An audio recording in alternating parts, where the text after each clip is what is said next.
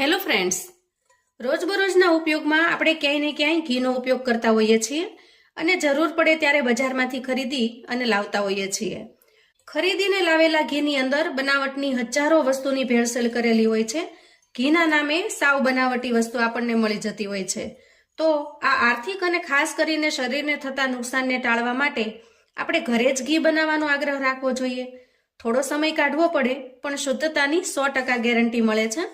સમાચાર પત્રો કે ટીવી ન્યૂઝમાં પણ ઘણી વખત ડુપ્લિકેટ દૂધ, પનીર, માવો અને ઘી વિશે સાંભળીએ ત્યારે થાય કે પનીર, ઘી જેવી વસ્તુઓ તો ઘરે જ બનાવવી જોઈએ, જેથી આપણું અને પરિવારનું સ્વાસ્થ્ય જોખમાય નહીં.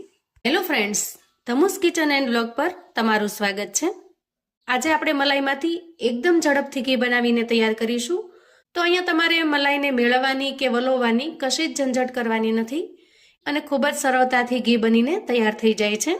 હવે જુઓ, મેં અહીંયા કુકર લીધું છે અને કુકરની અંદર થોડું તળિયું ઢંકાય એટલું હું પાણી એડ કરું છું, જેથી કરીને મલાઈ નીચે ચોંટી ન જાય. અને આપણી પાસે જે મલાઈ છે એને આપણે કુકરમાં એડ કરીશું. તો હા મિત્રો, આજે આપણે કુકરની અંદર ઘી બનાવીશું. એકદમ ઝડપથી બનીને તૈયાર થશે. તો અહીંયા અંદાજે મારી પાસે અઠવાડિયાની મલાઈ ભેગી થયેલી છે. ફ્રીજની અંદરથી કાઢી અને મેં 2-3 કલાક એને સામાન્ય તાપમાન પર આવવા દીધી અને પછી આપણે એને કુકરમાં એડ કરીશું. તો ખાસ કરીને ઉનાળો હોય ત્યારે આપણે મલાઈને ફ્રીઝરમાં રાખતા હોઈએ છીએ. તો આ રીતે મલાઈમાંથી ઘી બનાવવા માટે સૌથી પહેલા તો મલાઈને કાઢી અને આપણે સામાન્ય તાપમાન પર આવવા દેવાની છે.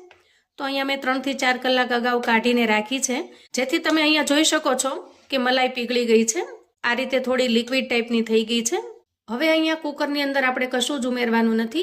આગળની જે કંઈ પ્રોસેસ છે એ હું તમને આગળ બતાવું છું. અહીંયા કુકરને ઢાંકી અને બંધ કરીશું અને ગેસ પર મૂકીશું. ગેસને આપણે મીડિયમ ફ્લેમ પર રાખીશું અને આ રીતે ગેસ પર રાખી કુકરની આપણે 1 સીટી વગાડી લેવાની છે. આ રીતે આપણે 1 સીટી વગાડી લેવાની છે.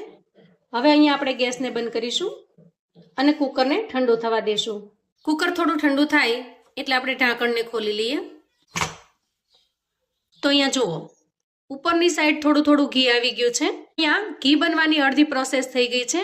મોટા ભાગનું ઘી છૂટું પડી ગયું છે અને આ રીતે ઉપર આવી ગયું છે સપાટી ઉપર, અને નીચેની સાઈડ છે એ કીટાનો ભાગ વધ્યો છે. જુઓ, હવે આપણે ગેસની ફ્લેમ ચાલુ કરીશું અને ફટાફટથી ઘી બનાવીને તૈયાર કરીશું. મિત્રો, એકદમ સરળ રીત છે. રસોડાનું કામ કરતા કરતા પણ તમે આ ઘી બનાવીને તૈયાર કરી શકો છો. હવે જુઓ, આ રીતે ઘી થોડું ઉકળવા માંડે અને એમાં આ રીતે પરપોટા થવા માંડે ત્યારે આપણે એમાં એક સિક્રેટ વસ્તુ નાખીશું, ખાવાનો મીઠો સોડા. એ મીઠો સોડા એડ કરવાથી ફટાફટથી ઘી બનીને તૈયાર થશે, કેમ કે એની ઘી બનવાની પ્રોસેસ એકદમ ઝડપથી થશે. સોડા નાખ્યા પછી આપણે એને ચલાવી લઈએ અને જો આ રીતે ઘી ઉપર આવતું દેખાય તો તમારે થોડી વાર માટે ગેસને ધીમો કરી દેવાનો છે. તો અહીંયા જુઓ, બધા જ બબલ્સ નીચે બેસી ગયા છે અને સોડા નાખવાથી એના અંદરનું જે કીટું છે એ છૂટું પડી ગયું છે અને ઘી બનવાની પ્રોસેસ એકદમ ઝડપથી થઈ રહી છે. તો આ રીતે બબલ્સ બેસી જાય એટલે ગેસને પાછો આપણે મીડિયમ ફ્લેમ પર રાખી દઈશું. તો મિત્રો, અત્યાર સુધીની ખૂબ જ ઝડપી અને એકદમ સરળ રીત છે. આ રીતે કુકરની અંદર ઘી બનાવવાથી તમે કોઈ પણ ચિંતા વગર ફટાફટથી કોઈ પણ મુશ્કેલી વગર ઘી બનાવીને તૈયાર કરી શકો છો. હવે જ્યારે બધા જ બબલ્સ નીચે બેસી જાય અને આ રીતે ઘી છૂટું પડવાની શરૂઆત થઈ જાય ત્યારે આપણે એમાં 2 ચમચી જેટલું પાણી નાખીશું. આ રીતે પાણી એડ કરવાથી એકદમ સરસ દાણાદાર ઘી બનીને તૈયાર થશે અને એના જે બબલ્સ છે એ પણ નીચે બેસી જશે. તો જુઓ, બંને ટ્રીક્સ અજમાવ્યા પછી તમે એકદમ ચિંતા મુક્ત છો. હવે તમારે આના અંદર 1 ચમચો રાખી દેવાનો છે અને સાઈડ પર તમારું કામ કરતા કરતા ઘીનું થોડું ખ્યાલ રાખવાનો છે અને બસ ફટાફટથી અહીંયા ઘી બનીને તૈયાર થઈ જશે. તમારે ઘી બનાવવા માટે મલાઈ મેળવવાની કે પછી વલોવવાની બિલકુલ જરૂર નહીં પડે. એકદમ ઝડપથી તમે ઘરનું શુદ્ધ ઘી બનાવીને તૈયાર કરી શકશો. તો અહીંયા જુઓ, અંદાજે 5 થી 7 મિનિટ થઈ છે અને ઘી લગભગ બનવા આવ્યું છે. ગેસ પર મૂક્યા પછી મેં 2 થી 3 વખત થોડું ચલાવી લીધેલું, જેથી કરીને તળિયે ચોંટી ન જાય. આ રીતે જો તમે ક્યારે પણ ઘી ન બનાવ્યું હોય તો એક વખત મારા કહેવાથી ચોક્કસથી ટ્રાય કરજો. આ રીતે ઘી બનાવવામાં તમને ખૂબ જ સરળતા લાગશે. અંદાજે 8 મિનિટ જેટલો સમય થયો છે અને અહીંયા તમે જુઓ, ઘી લગભગ બની જવા આવ્યું છે. નીચેનું કીટું થોડું પાકી જાય ત્યાં સુધી આપણે થવા દેશું, જેથી કરીને ઘીની અંદર થોડી પણ કચાશ ન રહે અને ઘી લાંબા સમય સુધી સારું રહી શકે. તો અહીંયા જુઓ, કીટું હવે સોનેરી કલરનું થઈ ગયું છે. તો ખાસ એ વાતનો આપણે ખ્યાલ રાખીશું કે કીટું જ્યારે આવું બ્રાઉન કલરનું થાય પછી જ આપણે ગેસની ફ્લેમને બંધ કરીશું.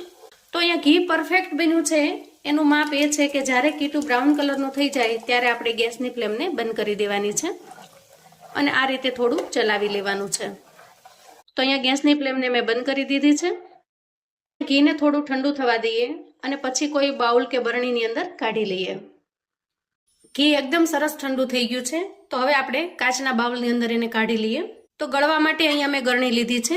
એકદમ ઝીણી ગરણી આપણે પસંદ કરીશું, જેથી કરીને કીટાનો થોડો ઘણો ભાગ પણ ઘીની અંદર ના આવે. કેમ કે જો કીટાનો ભાગ થોડો ઘણો અંદર રહી જશે તો ઘીને આપણે લાંબા સમય સુધી સારું નહીં રાખી શકીએ. કીટું અંદર હોવાથી ઝડપથી બગડવાની શક્યતા હોય છે. તો આ રીતે ઘીને આપણે કોઈ કાચના બાઉલની અંદર અથવા તો કાચની બરણીની અંદર કાઢી લેવાનું છે. લાંબા સમય સુધી જો ઘીને આપણે સ્ટોર કરવું હોય તો કાચના વાસણની અંદર કરવું જોઈએ. મિત્રો, ઘી એ રસોડાની એકદમ અગત્યની વસ્તુ છે, જેનાથી આપણે ઇમ્યુનિટીને બૂસ્ટ કરવા માટે શીરો, સુખડી બનાવીએ છીએ અને વળી તહેવારમાં મીઠાઈઓ પણ બનાવીએ છીએ. ક્યારેક ઔષધિ તરીકે પણ યુઝ કરીએ છીએ. આ ઉપરાંત આપણે ધૂપ, દીપ, હવન કરવા માટે પણ ઘીનો ઉપયોગ કરતા હોઈએ છીએ અને ખાસ કરીને આપણે શુદ્ધ ઘી માટે આગ્રહ રાખતા હોઈએ છીએ. તો આ રીતે આપણે ઘરે બનાવીને તૈયાર કરીએ તો એકદમ શુદ્ધ ઘી આપણે મેળવી શકીએ છીએ. કેમ કે બજારમાં જે ઘી મળે છે એની શુદ્ધતાની કોઈ ગેરંટી હોતી નથી. તો અહીંયા કુકરમાંથી બધું જ ઘી અને કીટું હું કાઢી લઉં છું. હવે આપણે ગરણી લઈ લઈએ. અહીંયા તમે જોઈ શકો છો એકદમ સરસ ઘી બનીને તૈયાર થયું છે. જુઓ, 8 દિવસની મલાઈની અંદરથી આપણે એકદમ સરસ મજાનું ઘણું બધું ઘી મેળવીને તૈયાર કર્યું છે અને સાથે સાથે આટલું કીટું પણ નીકળ્યું છે. તો આ કીટું ફેંકી ન દેતા એનો કંઈ ને કંઈ આપણે ઉપયોગ કરી લઈએ. મીઠાઈ બનાવવામાં અથવા તો સુખડી બનાવવામાં ખૂબ જ ટેસ્ટી લાગે છે. તમારે માવાની બિલકુલ જરૂર નહીં પડે, એટલું સરસ લાગે છે. અને અહીંયા તમે જુઓ, એકદમ શુદ્ધ અને દેશી એવું ઘરનું ઘી બનાવીને તૈયાર કર્યું છે. આ ઘી જ્યારે થોડું થીજી જશે ત્યારે એકદમ સરસ દાણાદાર બનીને તૈયાર થશે અને તમે આ રીતે બાઉલની અંદર અથવા તો કોઈ કાચની બરણીની અંદર સ્ટોર કરી શકો છો. તો મિત્રો, આવું અવનવું જાણવા માટે અને યુઝફુલ ટિપ્સ મેળવવા માટે ચેનલ પર જો તમે નવા છો તો ચેનલને પ્લીઝ સબસ્ક્રાઇબ કરો. વિડીયો ગમે તો લાઈક અને શેર કરો. તમારા સગા સંબંધી મિત્રોને પણ આપણી આ કુકરની અંદર ઘી બનાવવાની રીત છે એ ચોક્કસથી શેર કરજો, જેથી એ લોકો પણ ઝડપથી ઘી બનાવીને તૈયાર કરી શકે અને ઘરનું ચોખ્ખું અને શુદ્ધ ઘી મેળવી શકે. કોમેન્ટમાં મને ચોક્કસથી જણાવજો મિત્રો કે આજની આ ઘી બનાવવાની રીત તમને કેવી લાગી છે. ફરી મળીએ એક નવી રેસિપી સાથે. ત્યાં સુધી આવજો મિત્રો.